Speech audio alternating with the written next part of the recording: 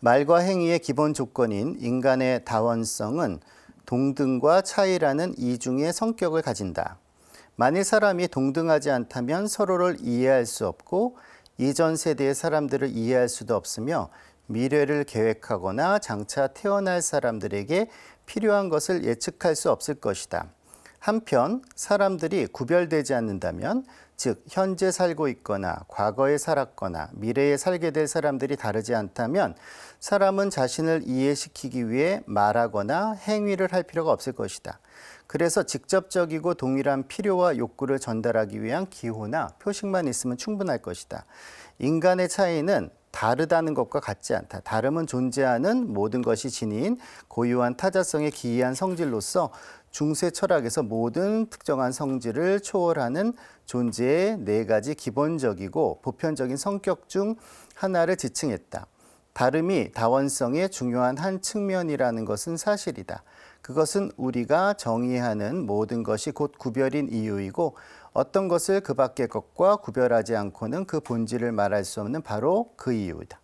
예, 조금 어렵게 들릴 수도 있겠습니다만, 아무튼 여기서 중요한 요점을 얘기하자면, 모든 종류들의 그 종 안에서도 모든 그 존재들은 다 그 차이들이 있죠. 그러나 인간이 가지고 있는 차이 아주 근본적인 것은 인간이 말과 행위를 통해서 자신이 가지고 있는 생각, 자신의 인격, 그리고 자신의 고유함을 표현함으로써 그러한 차이와 다름을 다른 사람들에게 분명하게 표현할 수 있다는 것이고요. 그것이 자신을 자신이게끔 하는 요소가 된다는 것이죠. 이것을 이제 한나 아렌트의 그 유명한 개념으로 다수성이라고 얘기를 합니다. 한나 아렌트는 이 다수성이야말로 인간을 인간이게 하는 것이고요. 그리고 인간이 뭔가를 새롭게 시작할 수 있게 하는 것이고, 그리고 이것을 통해서만 인간적 사회가 가능하다고 얘기를 합니다. 그럼 서로 다른 사람들이 모여있는 이 다수의 사회에 있어서 중요한 것은 무엇인가? 그럼 바로 인간사가 이루어진다는 것이죠. 그때 사실은 레비나스는 그 반인간주의가 가지고 있는 한계를 얘기하는 거죠. 인간이 말하자면 근대 철학 이후에 자기가 고유한 모습, 인간을 주체를 추구한 게 잘못된 것이 아니라 주체성이라는 거를 아주 오도되고 그리고 편협한 방식으로 이해했다는 거죠. 주체성이라는 것은 타인에 대한 책임이 있을 때만이 비로소 우리에게 주체성이 있는 것인데, 그 주체라는 거를 타인에 대한 책임을 거부하는 방식으로 주체성을 정립하려고 했기 때문에 문제가 됐다고 얘기합니다. 예, 그 대목을 좀 읽어드리도록 하겠습니다. 현대의 반인간주의는 인간의 인격에, 즉 그 자신의 자유로운 목적에, 존재의 의미작용에서의 우위가 돌아간다는 생각을 부정한다. 이 반인간주의의 진리는 반인간주의가 스스로 내세우는 이유들을 넘어선다. 반인간주의는 의지에 선행하는 대신함, 희생, 헌신 속에 놓이는 주체성의 자리를 마련해준다. 그것의 탁월한 직관은 인격이 그 자신의 기원이고 목표라는 생각을 포기하는 데 있다. 엄밀히 말해 타인이 목적이며 대격인 나는, 즉 어떤 대상인 나는 볼모이고 책임이며 대신함이다. 이 대신함은 격변화가 불가능하고 고발하는 밖에까지 나아가는 소환의 수동성 속에서 세계를 떠받친다. 인간주의가 비난받아야 하는 이유는 오직 그것이 충분히 인간적이지 않기 때문이다. 네, 여기서 굉장히 중요한 이야기를 하고 있는데 바로 소환의 수동성이라고 얘기를 합니다. 그래서 한나 아렌트의 철학에서는 좀 보기 어려운 대목이었죠. 그 수동성이 가지고 있는 그 심오한 의미를 얘기를 하는 거죠. 사실은 타인에 대한 책임이라는 것도 우리가 책임은 굉장히 그 주체적인 행위로만 생각을 합니다만, 사실 한편으로는 타인에게 좀 수동적인 그를 섬기는 행위이기도 하죠. 그 섬김 안에서, 즉 수동성 안에서 주체성이 가장 잘 드러난다는 걸 레비나스가 이야기를 하고 있고요. 그래서 대신한다는 것, 헌신한다는 것, 소명을 갖는다는 것, 그리고 그것을 나에게 하나의 부름이자 명령으로 여긴다는 것이 절대로 근대 철학에서 얘기한 것처럼 부정적인 것만은 아니다라고 얘기를 하고 있습니다. 이웃사랑에 대한 이야기를 하고 있습니다. 시몬 베이오에 따르면은 이웃사랑을 온전하게 사랑할 때만이, 행할 때만이, 즉 어떤 신의 총애를 얻기 위해서 하는 그러한 이웃사랑이 아니라 온전히 이웃을 위한 그러한 사랑이 있을 때만이 그것이 사실은 신이 사랑하시는 것이 된다라고 얘기를 하고 있습니다. 좀 읽어드리면 이렇습니다. 참 사랑에서는 우리가 신 안에서 불쌍한 사람들을 사랑하는 것이 아니라 우리 안에 신이 그들을 사랑하신다. 연민과 감사는 신에게서 내려와 시선을 통해서 교환되는데 시선과 시선이 마주치는 바로 그 지점에 신이 계신다. 불쌍한 사람과 선을 베푸는 사람은 신을 출발점으로 삼아 신을 통하여 서로 사랑하지만 하느님을 사랑하기 위해서 서로를 사랑하는 것은 아니다. 그들은 서로를 향한 사랑 그 자체로 사랑한다. 그 사랑에는 뭔가 불가능한 면이 있기 때문에 신을 매개로 삼아야만 한다. 하느님을 사랑하기 위하여 굶주린 자에게 빵을 준 사람에게는 그리스도가 고마워하지 않을 것이다. 그 사람은 하느님을 사랑하기 위해서 그 일을 한다는 생각으로 이미 제 몫을 받았다.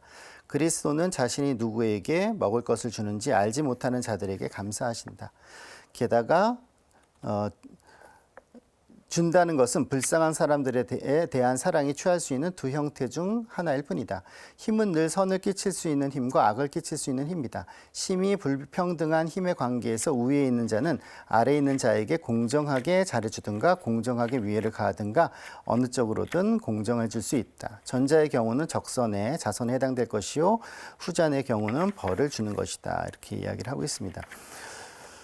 네, 여기서 이제 시몬 베요가 하는 말의 이제 요점을 보자면 무엇보다도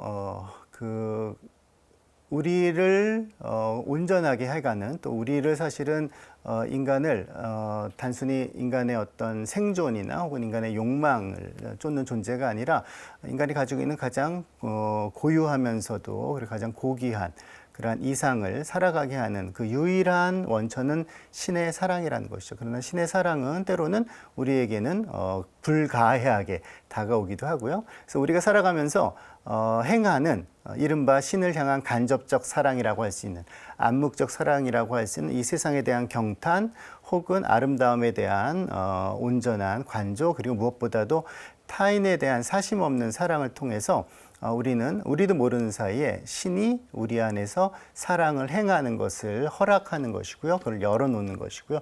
그런 의미에서 자기 자신을 비워놓고 내가 중심이 되는 것이 아니라 바로 비워진 내 안에서 신이 활동하게 하시는 그런 의미의 삶을 살아갈 수 있다고 얘기하고 있습니다.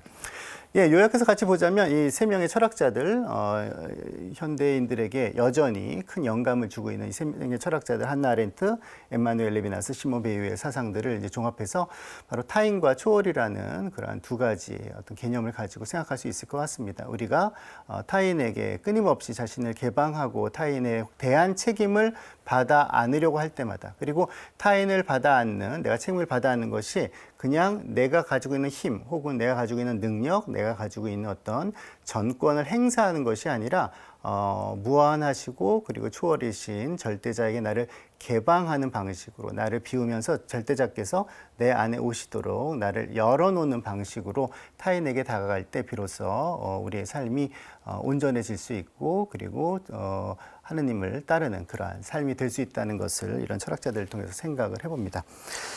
예, 조금 철학자들은 언제나 좀 말이 어려운 건 사실이죠. 그러나 그들이 이야기하는 것은 결국 우리와 상관없는 것이 아니라 우리에게 더 좋은 삶을 위해서, 더 의미 있는 삶을 위해서, 더 가치 있는 삶을 위해서 이게 굉장히 중요한 방향성을 제시하는 그런 이야기라고 생각이 듭니다. 특히 깊은 영성과 또 윤리적인 통찰을 담고 있는 저희가 4주간에 걸쳐 살펴본 세 명의 철학자, 우리말로도 책들이 많이 번역되어 있으니까 기회가 되시면 한번 찬찬히 읽으시면서 삶의 지혜를 또 얻으시면 좋을 것 같습니다.